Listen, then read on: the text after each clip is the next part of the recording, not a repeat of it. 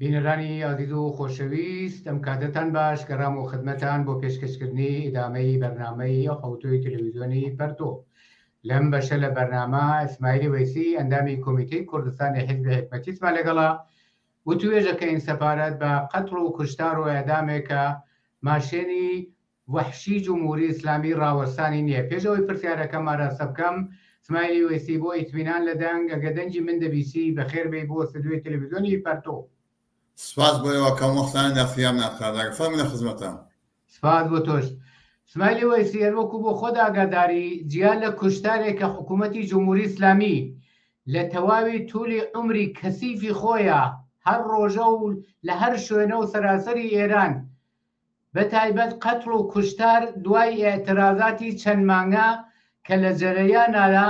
ئەم ڕۆژانەش دووبارە ماشێنی ئینسانکوژی جمهوری ئیسلامی زۆرتر خۆی حەدادی و ئامادە کردووە و بەم حرەکەتە کەسیفەی خۆی جامعەی دووچاری وەزیەتێکی نامناسب و بەلەحاظی ڕۆحی ومانەوە کردووە. حەزەکەم لە زبانی ئەو ئاخرین ئەخبار و خەبەراتێکە لە وەحشیگەری و خوێنمژینی جمهوری ئیسلامی ئاگاداری بۆ بینەرانی تەلەڤیزیۆنی پەرتۆی باسکەی مەمنون دەبم. بەڵێ هەروە کە ئیشارەت بێ کە حکوومەت ئیسلامی ئێران کۆنان یەک نوکتە من تاکید کەم کە بە تاکیدەوە نکاتەوە کە مەسەڵەن تۆ باسی لێ کرد کە عەداڵەتمەوە کە کوشتارێکی خستە گاخودیان مێساپان باتن لە 600 نەفەر لە جریانی اعتراضاتێکی وێسا ئینقلابیە بۆ سەردبوونی جمهوری ئیسلامی کە لەماوەی ئەم 6 حومانە کە لە جریان نابووە مجۆرەشتانە شەدم دەستنا پارێزیم کە بەس دەستا بە قتڵ عام وێسا معتەرزینەوە بە شێوەیە متفاوت و بەشێتی لەسەر و مەسەلە کە مەسەڵەن بە تفەنهای ساچمەی و ئەم جۆرەشتانە کە مەسەڵەن بزار چ بەڵایەکی بەسەر جوانان وێسا معتەرزان لەسەر موجودیت جمهوری ئیسلامی و جامعە فەرام بکە. مەتا مەسەلەی کە ڕۆشتنی و مشخصە ئەم لتداوم كل بيصا حاكمين نمي حكومة الإسلامية لنا هميشة ماشيين بيصا قتل عام وكشتاري لمعترضين لإنسان هاي أزاري خابرة ولي طلاب هذا إنساني كبيصا عليه موجودية حكومة الإسلامية كبيصا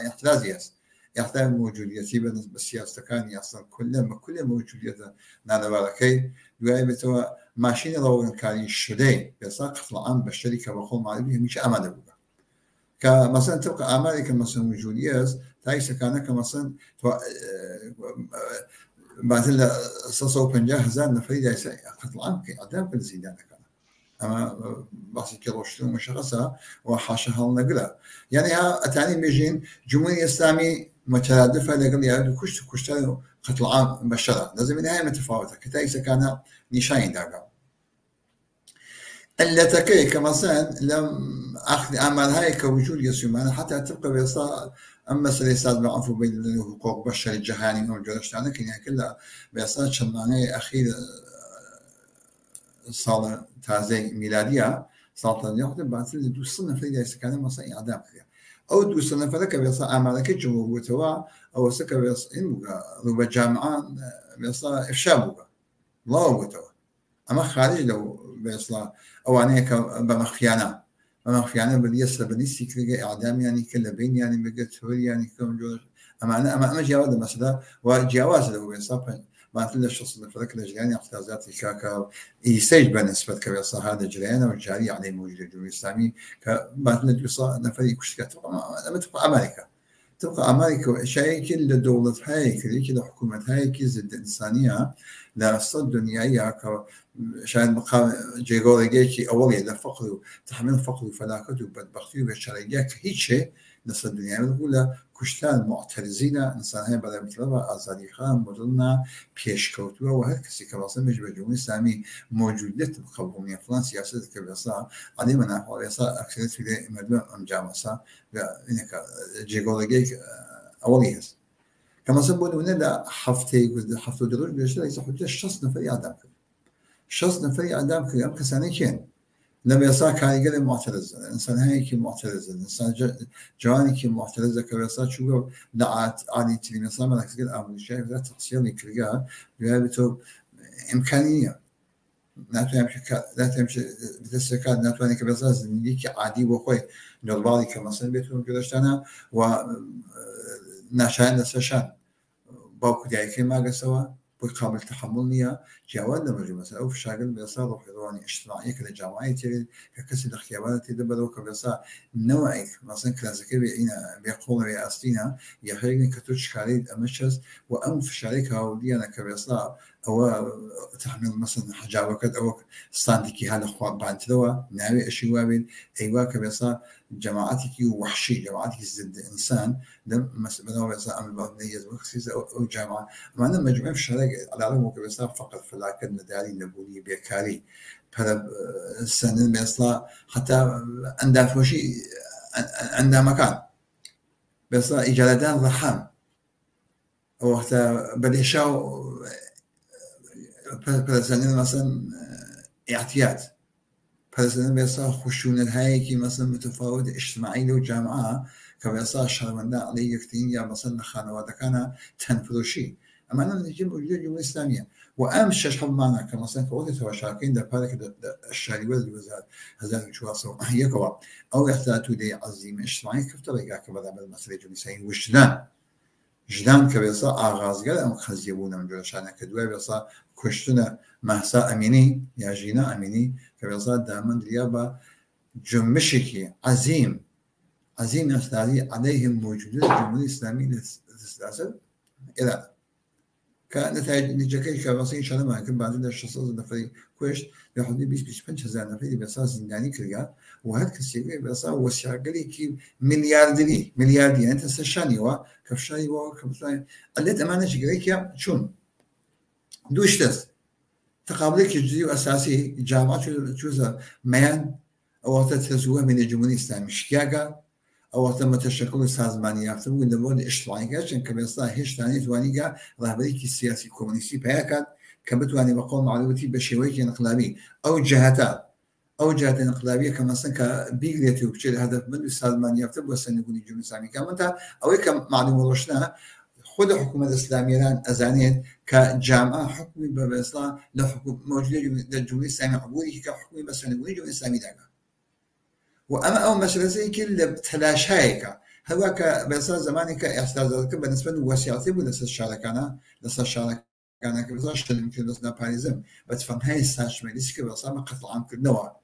كبيصير تقريبا كده ما ندة بس هزلان نفر بيصير جواناني كبيصير لو ينو كده لبعد بناية بيصير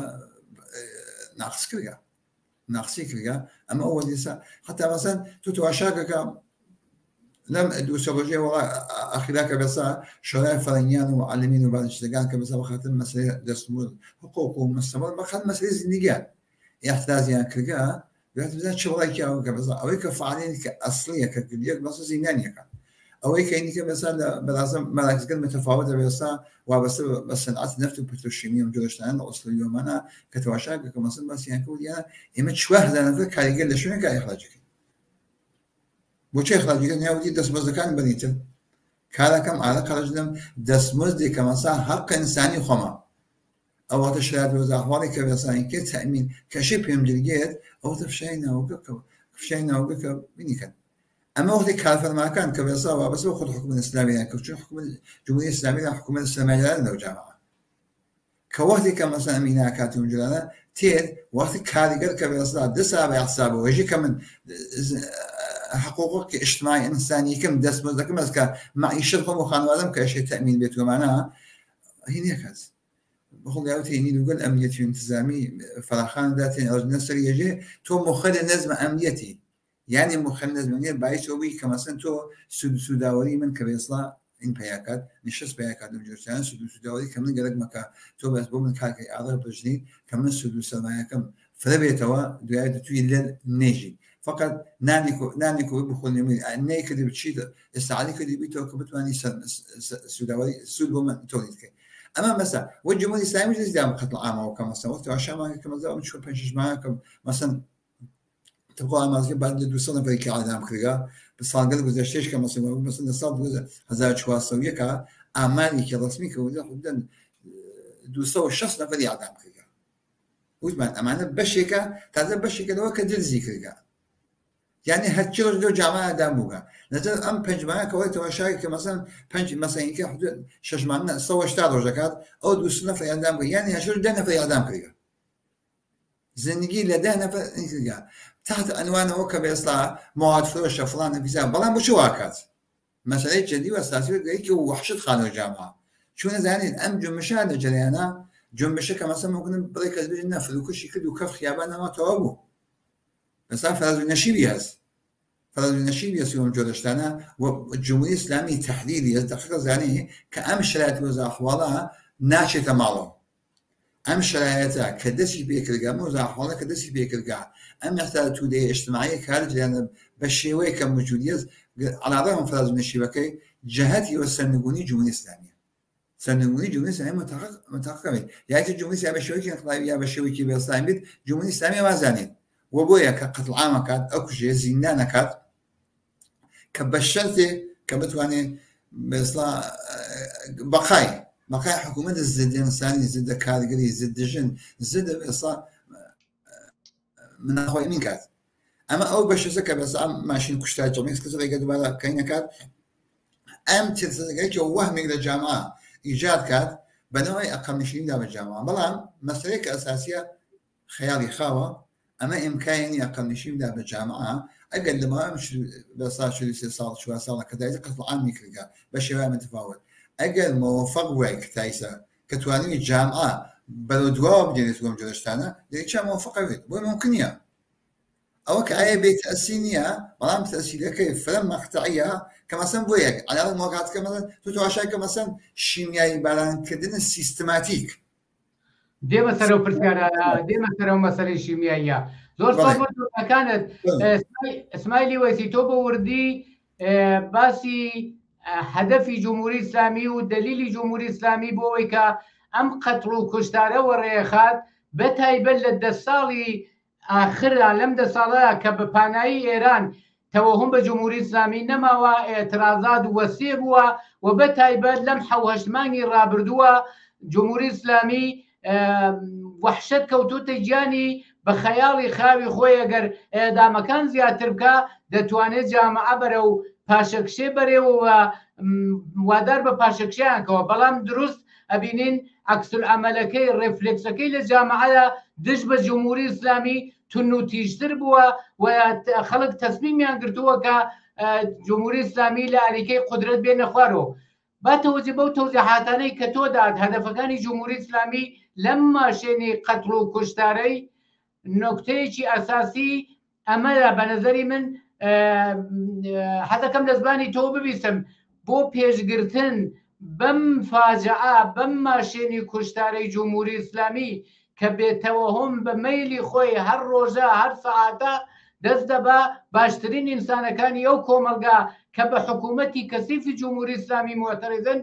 دەکوژێ و ئەدامیانەکە چه انتظار و تەوەقعێک لە جنبشێک الان بالفعل لە سەراسەری ئێرانە لە بەشایی جۆرە و جۆری کۆمەلگادا دژ بە جمهوری ئیسلامی وجودی هەیە و معتەرضە بۆ هەوسار لە دەمدانی ماشێن و کوشتاری جمهوری ئیسلامی دەبێت چ بکرێ و چه انتظارێک لەم جنبش و ئێترازە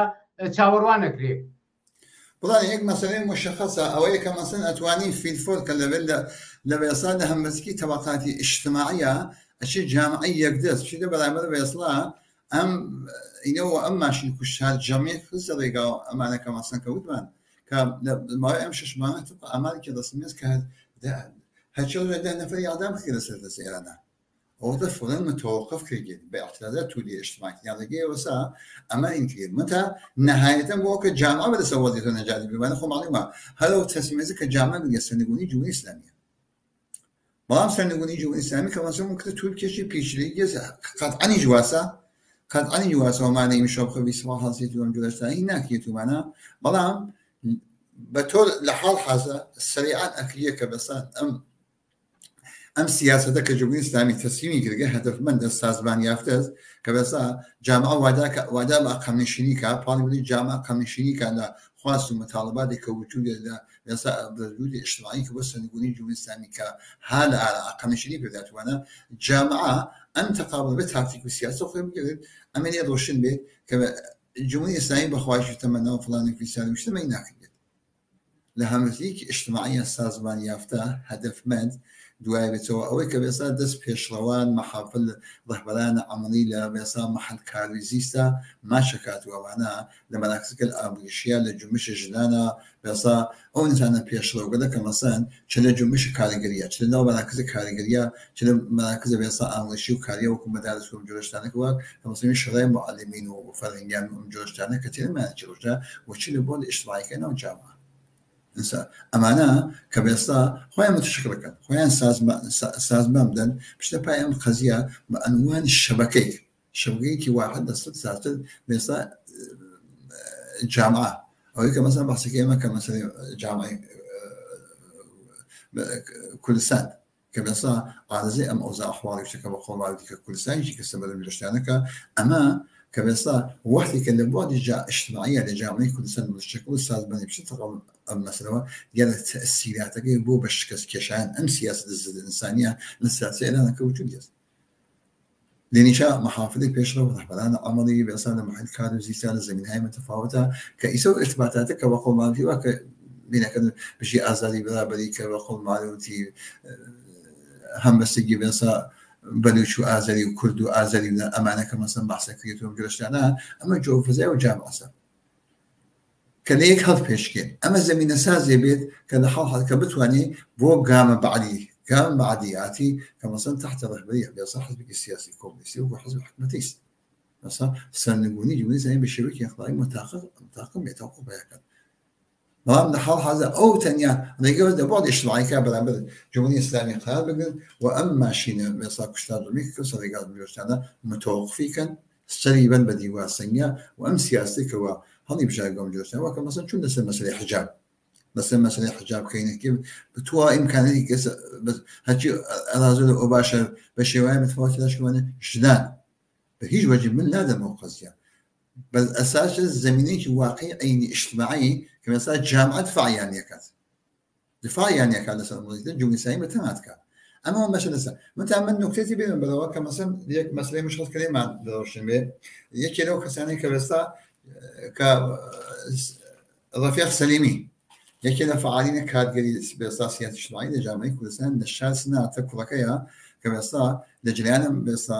اعتراضات اجتیماعی تودیە کە مەسەن گرتیان فشاریان بووە کە بێستا لانی کەم باوکەکەی ناچار بوو کە چوێ ژێر مەجووە چیان پێ تحمیل کە کوڕەکەی نەجاتی بێت کوڕەکەی بێستا بەشەیەکی 1 ملیار تمەنیەوە هین بوو و بێستا ئیسە بەنەوەی حکوم زیندانی حکومی ئادامیان گەرەکی بەسریات تحمیلکردنەوەمانە تحمیلیکردنەوەمانە ئەمە مەسەلەیەکە کە جامعەی کوردستان هەلی لەوەمە داواکەین کە ئەشەی جامعەی کوردستان متشکل بێ سازمان یافتە بێ عەلیعەڵەق بۆ متەوەقفکردن ئەم بێسا ماشینی کوشتار جەمعیە کە جمهوری ئیسلامی بەسەریەوە بۆ مەگەیاندن ئەم سیاسەتدا بێسا بۆ نەجات ڕەفیق سەلیمی بێسا هەمگام و هەمڕا و هەمەستێک خانەوادەکەیە بن لاوە لە مەحافظە ڕەهبەران عەمەڵی لەسەر تاچەر کوردستانەکەین لەسەر جامعەی کوردستانە خوازیاری ئازادکردن و فشار بێت جمهوری ئیسلامی لە بۆ ئیجتیماعیەکەیکەن ئەمانە لە جامعەی کوردستانە کریاگە ممکنە و داواکەن کە حەقن کارەکەن و چون کەسانی تریشیان نەژێ بێستا تێکی وتنا کە جمهوری ئیسلامی عەدامیان کات بیان کوژێت ومانە کە بێسا نەجاتیان بێت ئەمە تەنیا ڕێگەیە وەسە خارج لە کەوتمان بە عام سەرنگونی جمهوری ئیسلامی کە واقعیەتی کە ئەشی تلاش بوو بکەن نهایەتەن جامعە نەجاتی بێت بەڵام لە حاڵ حاضرە بۆ متەوەقفکردن ئەم قەزیە ئەبێت تلاشکی کە ممکنیشە قبلا کریاگە کە ئەم ماشین کوشتار جەمعیە بێسا ستۆپی پێ بدەن کە جمهوری ئیسلامی سەری بخوا بە ئەسەم زۆر سپاس بۆ تۆزەکان ئەسمایلی وەیسی کە ئەلان ئێمە قسە و باسەکەین سەبارەت بە ئێدام و ماشینی کوشتاری جمهوری ئیسلامی بە طول و ئەرضی جۆغرافیای ئێران هەر ڕۆژە و هەر سەعاتە لە شوێنێک لەو کۆمەلگایە اتفاقەکەوێ هەر ئێستا تاو جێگای منی تلامە و لە شەبەکەی مەجازی و ئەوانە دیتم 6 نەفەر لە خوزستان لە لیستی ئێدامان گوایە حکمی ئێدامیان تایید کراوە کە لە بینی 27 تا 40 ساڵ تەمەنیانە ئەو 6 نەفەرە غیری ئەم جەنایەت و ماشینی کوشتارەی جمهوری ئیسلامی و ئێدامانەی کە بەدەستی جانەوەرانی ئیسلام ئەنجامەدرێ و 40 ساڵ ئەم کاراکرێت فاجعەیەکی فاجعەبارتر لەم ئێدامانە حەمەلاتی شیمیایی کە بە مەدارس و ئەمانە دەکرێت و ئەمە نەسل کوشیەکی عەلەنی و ئاشکرایە بەدەستی جمهوری ئیسلامی بۆ هەدەفەکەی چ لە ئەعدام چ لەم حملاتی شیمیاییە چ لە زیندان و شکنجە و ئەسید پاشی و نەهی ئەز مونکەر و هەمووی ئەمانە کە جمهوری ئیسلامی بەسیج بووە بۆ تەمکین و تەسلیمی ئەو کۆمەلگا کە بە پانایی ئێران ئێعتراض دژ بە جمهوری ئیسلامی شکلی گرتووە وادار بە عەقەبنشینیان کا و تەسلیمیان کا و ئەم ئیتفاقە ئەم مەسەلەی حەملات بە مەدارس بۆ حەملەی شیمیاییە چەندین مانگە ئێدامەی هەدا ڕاهکار و پایاندان بەم شکلی ئینسان کوژی و نابودی جامعە دەبێت چ بکەن ئەم کۆمەلگا چ ڕێگایە دەبێت لە پێش بگرن دەبینن چ ساڵە جمهوری ئیسلامی ڕۆژ بە ڕۆژ وەحشیتر هارتر جەنایەتکارتر بە شکڵی مختلف هەر کەس هەر نەوەی ئەترازێکی کردووە یا ئێدامی کردووە یا زیندانی کردووە یا ئەسیدی کردووە بە سەر و چاویە یا بە جۆرێ سربەنیستی کردووە کۆمەلگا چ ڕێگایەکیان لە پێشە بۆ ئەوەی کە پایان بدەن بەم سیکلی کوشت و کوشتارەی جمهوری ئیسلامی بڵوانە هەروە ئیشارەت پێکە کە جمهوری ئیسلامی بە تۆر ئاگاهانە بۆی کە مەسەن فزای لەڕۆ بۆ وەحشەت لە جامعە ایجاد کات و جامعە نسبت بە ئەسڵا جو فزایکێ انقلابی اعتراضیە کە وجود لە وادار بە عەقەبنشینی کاتومان دەسیدا هەم بە بێسا ماشنی کوشتار جمعی و کە ئیشارەمان کرد بە ئامار و ئەرقامەوە و هەم بێسا بەنەوەی شیمیایی بارانکردن سیستماتیک بێسا مەسمومکردن مەدارس بێسا مەدارس لە سەرتاسە ئێرانە لە سەرتاسە لە شەرق بۆ غەرب لە غەربەوە بۆ شەرق ئەوەتە بیگە شمال غەربی بە شمال شەرقی جنوب غەربی و جنوب شەرق غەربی ئەم جۆشتانە کە دەستی پێ کرد یعنی هەرچی شوێنێک لەسەر کە شاگرد بێزا لە شاگرد مەتفاوت کوردستان ئینشا لە مەریوانە پێرە لەم سشوارژا بوو گەل لە شازنە لە شوێنەکان ترا کرماشان کە هەتا ئەچی شار بە شار کە مەسەن ئامانەکە هەست کە بەخاتەوە توولان نەبێتەوە ناو مەدارسەکانی کەینی وتۆمانە کە بەڵام یەک پرسیار کردن دەمڵاوتە بۆچە ئێستا ئەم مەدارس کەوتمان حرەکەتەکەی جمهوری ئیسلامی ئاگاهانە سازمان یافتە ئەوەتە سیستماتیک ئەم شیمیایی بارانکردن قەتڵعامکردن بە شیمیاییت بە شیمیایی ئەیان کوژێتمانە کە مەسەن هیمێتمانە بۆ وادارکردن کە وێسڵا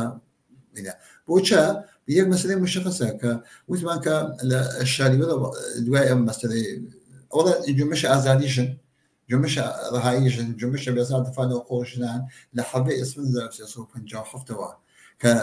خومێنی مرتەجێ ئاڵامی کە وێسڵا یاد و سەریات و سەری کە وێسڵا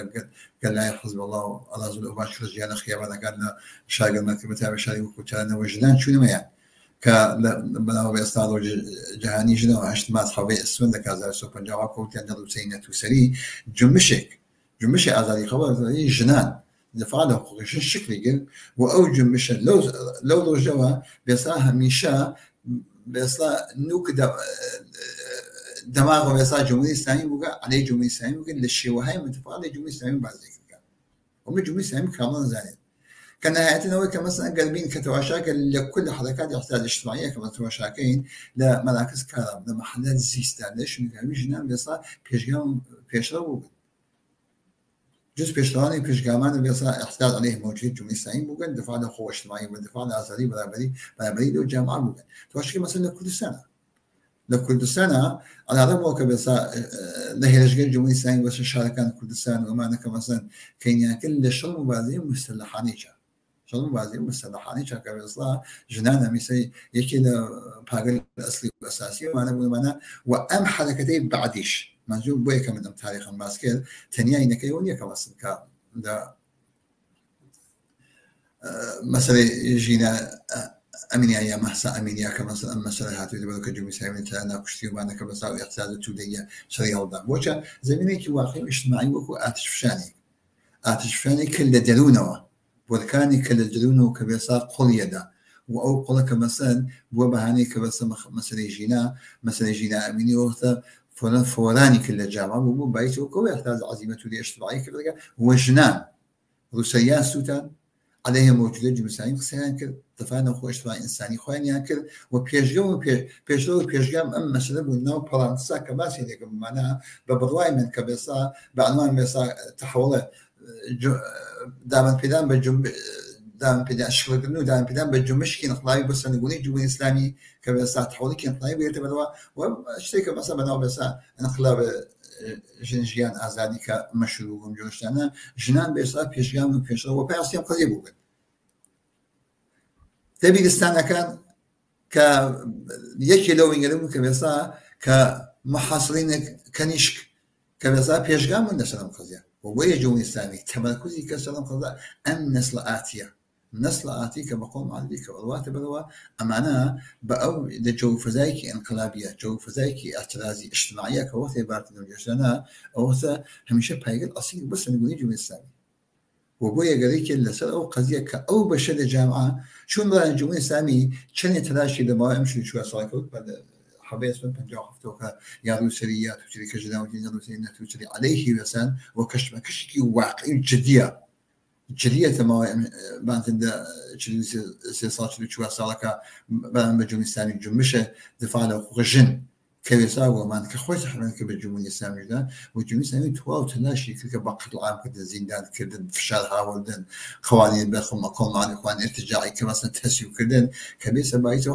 حتى بيت بايزو كجيغولغي شي شو مجدم نظم فروداس حقيرانا كبيك بشعور اجتماعي جامعا نسبة بجن والله ممكن نبوه تواشي الجامعة كما قال معلومتي أو لأستاذاتك كلبو كان كواتي كياك لو رابطك كذا يعني بحكي باوكيك اللي صار بزاف خاص باي كذا كباس كاتي باي بيشتغل كباس أو كذا كباسا فلما سنبت شاو كاريك في المهم كذا مش يعمل دفع بياو يسجي واقعا شيء بيجي فرجنا